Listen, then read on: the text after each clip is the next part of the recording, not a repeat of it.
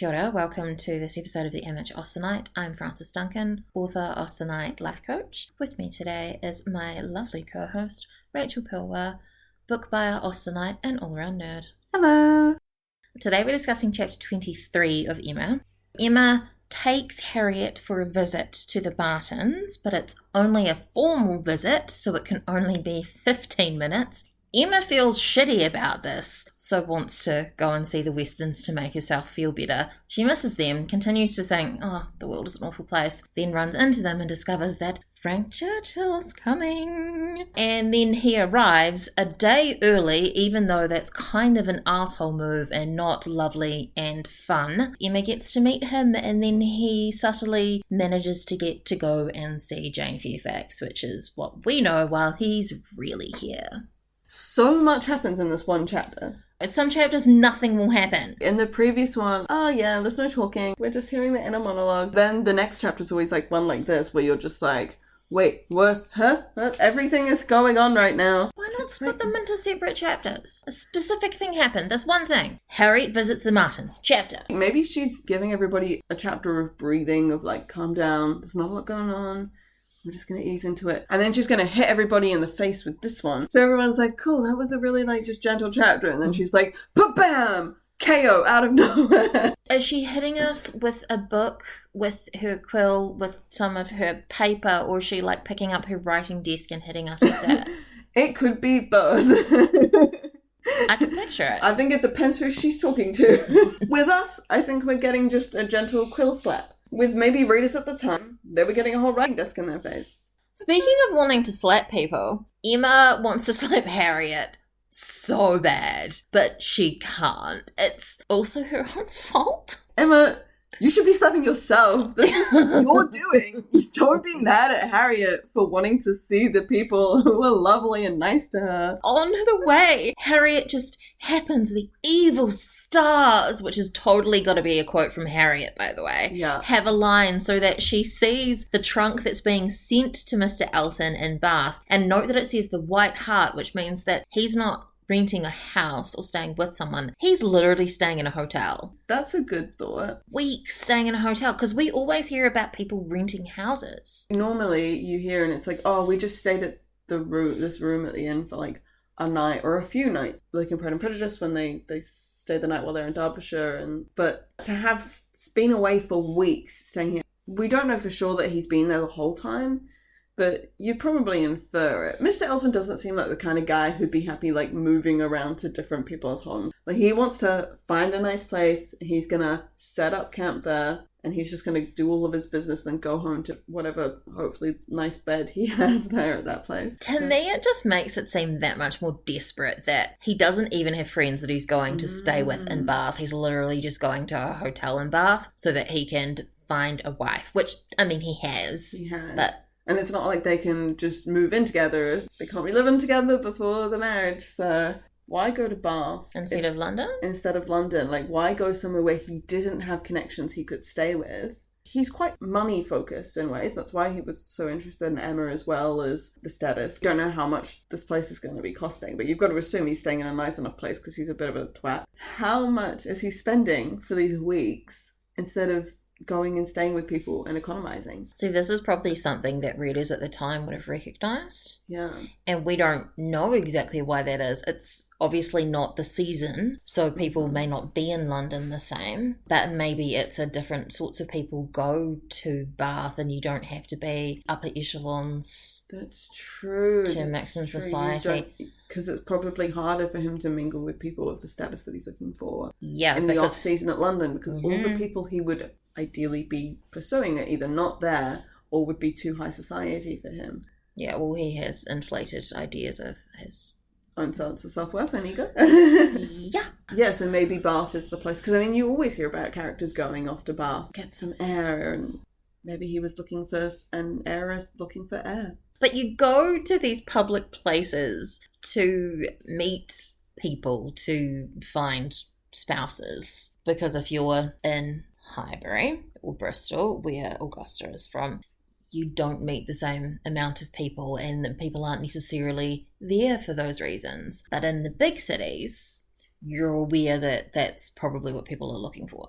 they're there to see and be seen to get married. I want to say he's going to make a more natural connection with someone outside of that, but probably not. Are any of them natural connections when That's it's true. so contrived? Where it's always going to be the end game. That's always the goal. You're not just getting to know someone with the thought of getting to know them, or getting to know someone with the thought of matrimony in mind. Although, how is that really different to the app culture of today? That's true. People don't tend to be looking for marriage, but they're swiping looking for someone to bang, mostly, is my understanding. You're not wrong. We should just go to Bath instead.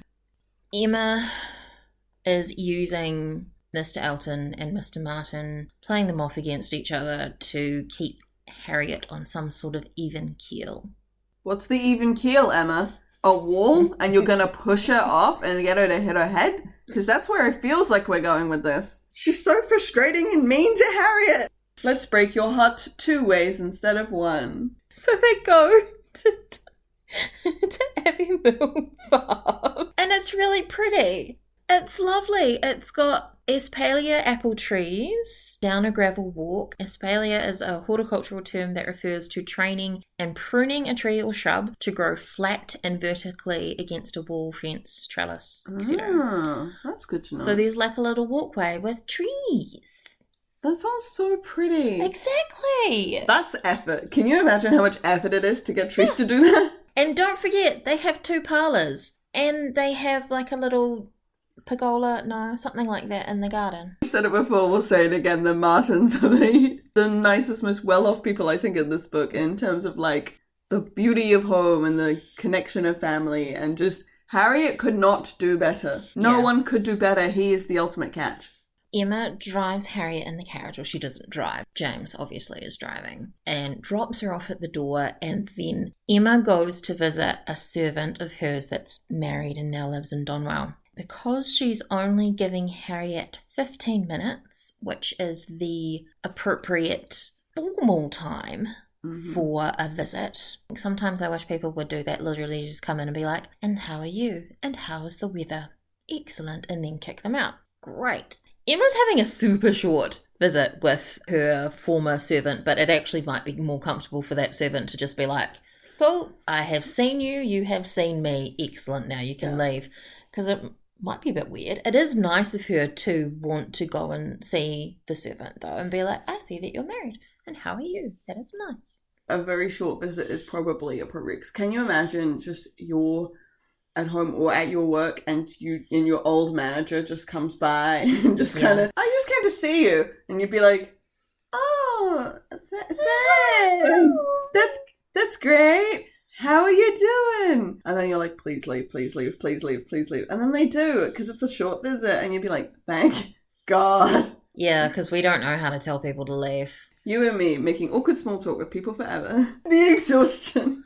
Harriet has her 15 minutes, and Emma sends a servant to get her. She summons her like a dog. Harriet's been sent to doggy daycare for 15 minutes, and now one of the employees has to go and get her and bring her back. Harriet was feeling so much that she couldn't give an intelligible account, which is hilarious. And they were all awkward, talking about the weather and stuff like this, until Mrs. Martin thinks that Harriet's grown. And then they go to look where they were measured last September. Oh, he measured us. Look how much taller she is. I'm like, she is a child.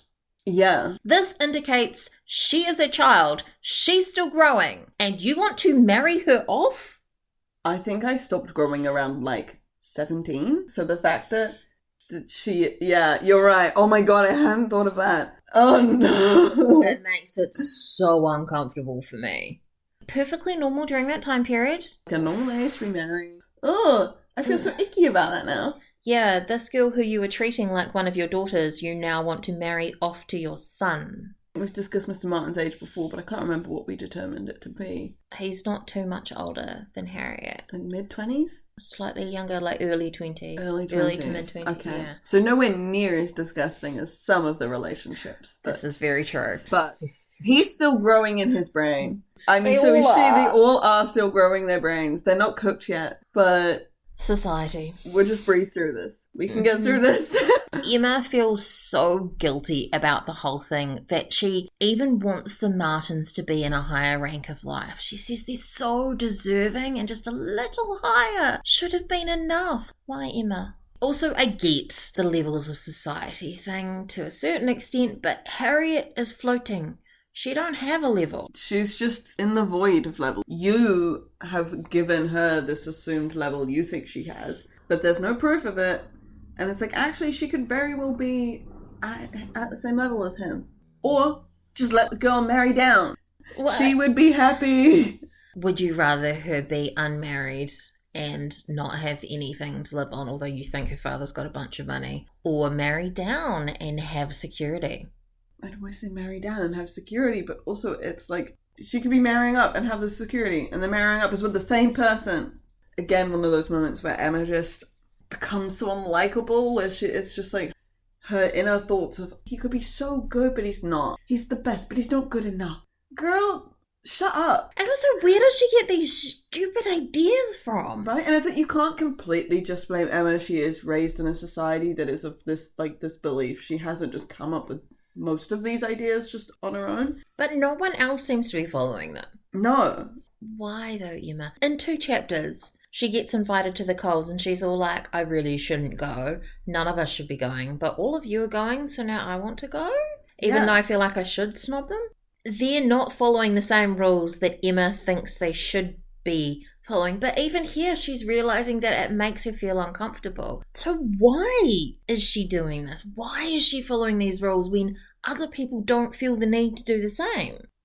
Mr. Knightley thinks that Harriet cannot do better than Mr. Martin. I think Emma's potentially still got those, I want to call them rose-tinted glasses, but that's not quite right because she's not seeing the world as this beautiful, happy, shiny place. Emma's a little bit in love with Harriet and thinks that she deserves the best. Yeah, she's got these rose-tinted glasses about Harriet, but I think everybody else can see the realistic glasses of Harriet is not what you think she is. Not that that's a bad thing. Harriet is still a wonderful, kind, beautiful person. Yeah, but Emma loses her mind because she's like, pretty, pretty girl. Yeah. Pretty, pretty girl. She's such a good girl and I love her. My favourite dog.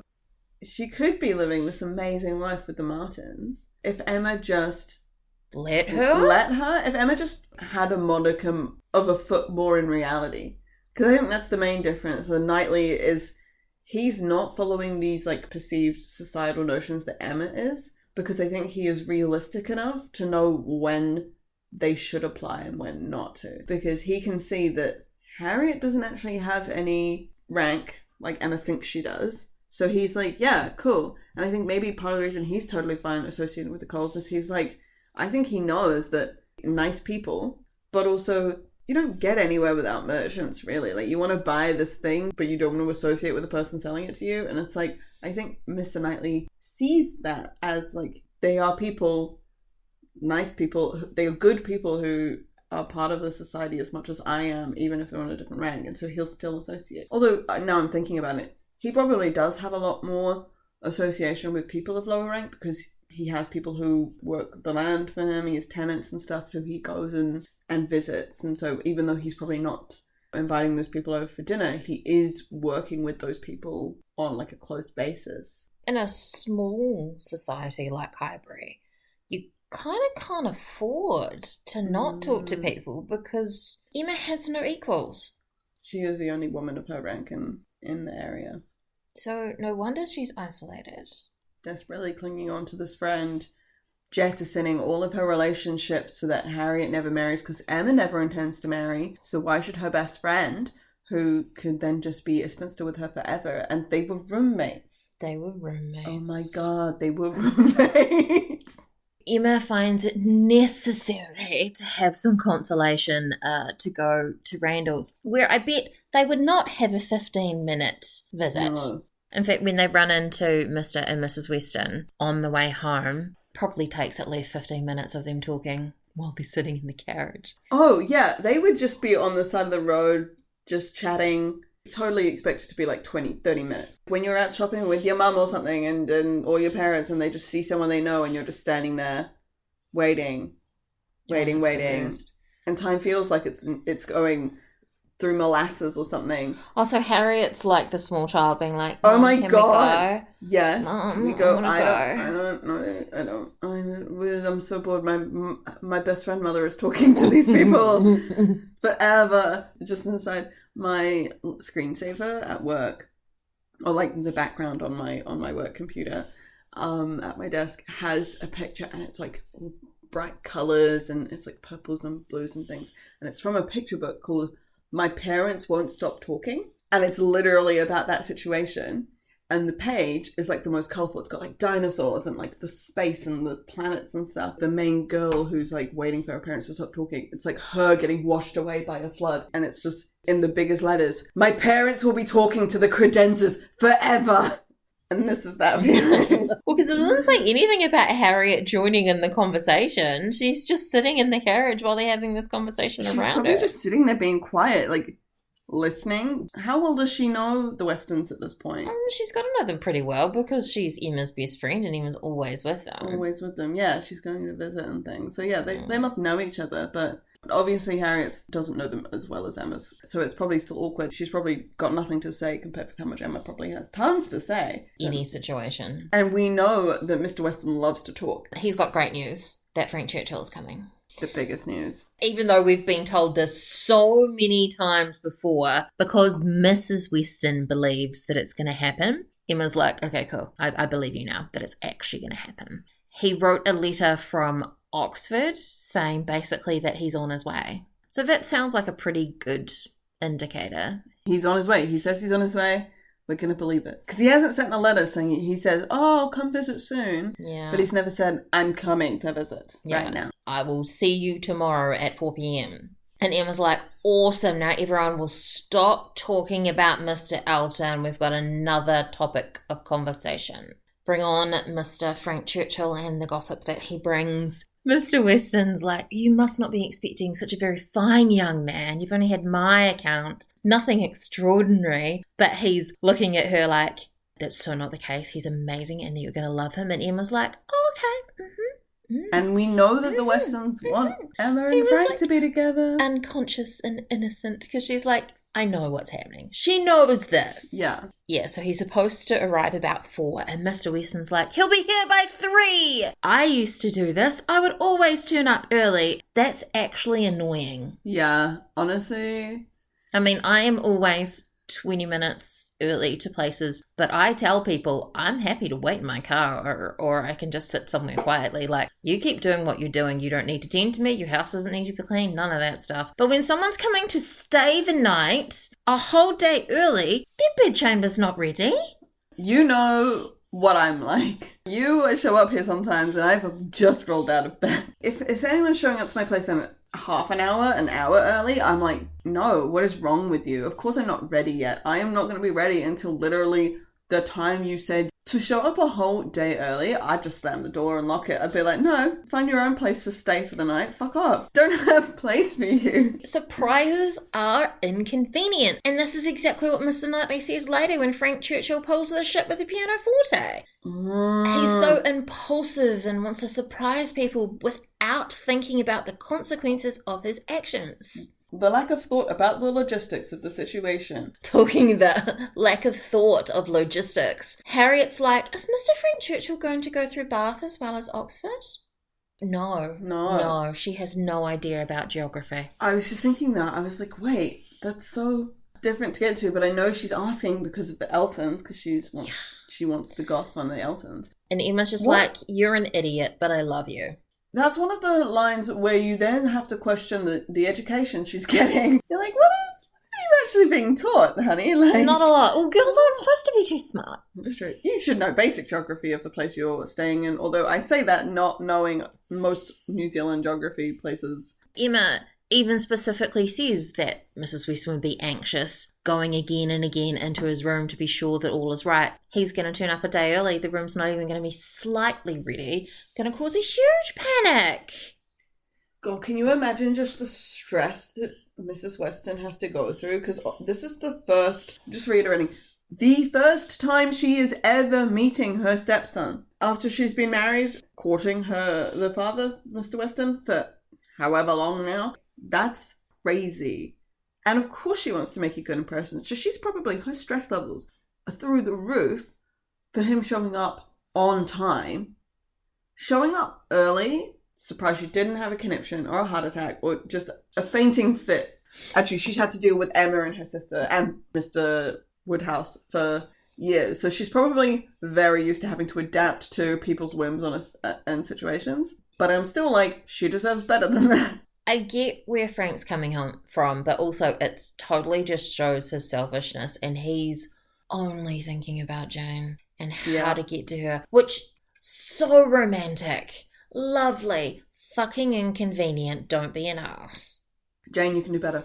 When Emma meets him, though, she did not think too much had been said in his praise. He was very good-looking, height, air, address, all unexceptionable, and his countenance had a great deal of spirit and liveliness like his father's. He looked quick and sensible. I don't mind people thinking we should be together. Wow, he really does look like his photo. I haven't been catfished at all. He travelled earlier, later, quicker to gain half a day, and Mr. Weston's like, I used to do the same thing. I think I've already said that. And he's like, yeah, I wouldn't normally do this, but when I was coming home, I felt I could. This is your home that's so freaking important to you that you have not been here since you were a child. I get that when you were a child, you didn't get much of a choice, but you were a grown-ass man and you can get your own way home, and you have not done it till right now. You chose not to come to the wedding. The reason he didn't come to the wedding and come and visit previously is because we know that he just wanted to be around Jane, and he was staying there for Jane. Jane is kind enough, sensible enough, smart enough to know that you would go away for the wedding of your father and come back and would still like her. She would probably respect him more for that, knowing Jane's character. Especially because with the letters she sends to the Bates and things like that, she values family, the relationship between adult, child, whatever it is. And I feel like she would probably, like, not that she doesn't still have that respect, but it's like she probably respects you more, my guy, for leaving to go and do that rather than ditching your family and your father who loves you so much just to spend a bit more time with her. If his intention is to marry her, you have the rest of your goddamn lives to be together. Oh, but when you're first in love, it doesn't feel that way. You just want all your time to be with that person until, they get married and then they just piss each other off. The far off look in your eyes. I understand this. But Frank, interestingly, is so like Emma thought he was going to be. He knows how to make himself agreeable to people. He says all the right things. He talks about how Mrs. Weston is a pretty young woman. And Emma's like, you don't really know her all that well to be saying all these things, but you can tell me how pretty and young she is. I would love to hear it. She would call you on it. But... Sir, that's your stepmother. The way that he's so excited to be in Highbury, there's the suspicion that goes through Emma's mind. It's a nice thing to lie about. He handled it well, but it doesn't make any sense at the same time that he'd never been able to indulge this before. If it's so important... Why is it taking so long to get here? Exactly. I mean, yeah, that's the thing. It's like this is his first time visiting Highbury in ages, and it's probably like a very exciting moment to be like, this is the place where I would have grown up and the life I could have had, or yada yada. But also, it's like you could have had that discovery way sooner, or that experience way sooner, and he chose not to. Still think he's just kind of flying high on his relationship with Jane. Mm-hmm. Like, I'm so close to her, I'm so close to her, I'm so close to her. She's right there. That he pretty much rushes his way out of the visit with the Woodhouses and is just being like, I feel like maybe there's someone I should visit. I don't really remember the name. It doesn't really matter when I do it. And Mr. Weston's like, no, you have to go and see her today because Miss Fairfax, you saw her with the Campbells. She was equals. Here, if you don't see her, it will be a slight. Okay, great. I will go and see her today. And you got to imagine him just like grinning internally, like, made it look like I did not care and it wasn't even my choice. Real reluctant to do this. The whole time Mr. Weston has been watching Emma and Frank talking. Obviously, he wants them to get together. And Emma notices him noticing and she wonders whether Frank knows about this as well. I mean, he's probably, again, got, love blinders on. He's not paying attention. He probably just perceives Emma as statue of woman, pretty. Okay, whatever, she's not Jane. Ignore every other woman. They become another man. Emma said something that I thought is quite revealing to say to someone you've just met, that he would see Jane Fairfax to advantage. But you will not hear her at all, for she has an aunt who never holds her tongue. She's literally just met this guy and she's already talking shit about someone. Like, Emma, what are you doing? I mean, Emma can be a bit bitchy, but I think part of the reason she just becomes so, like, rudely gossipy is because I think she perceives Frank as like that.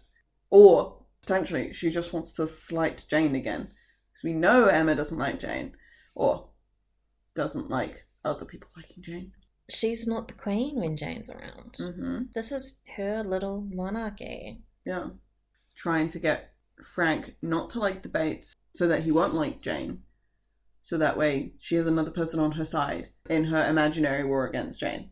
It could have been a lovely story had they not met and he meets Jane in Highbury and falls madly in love with her. Yeah, that would have been nice.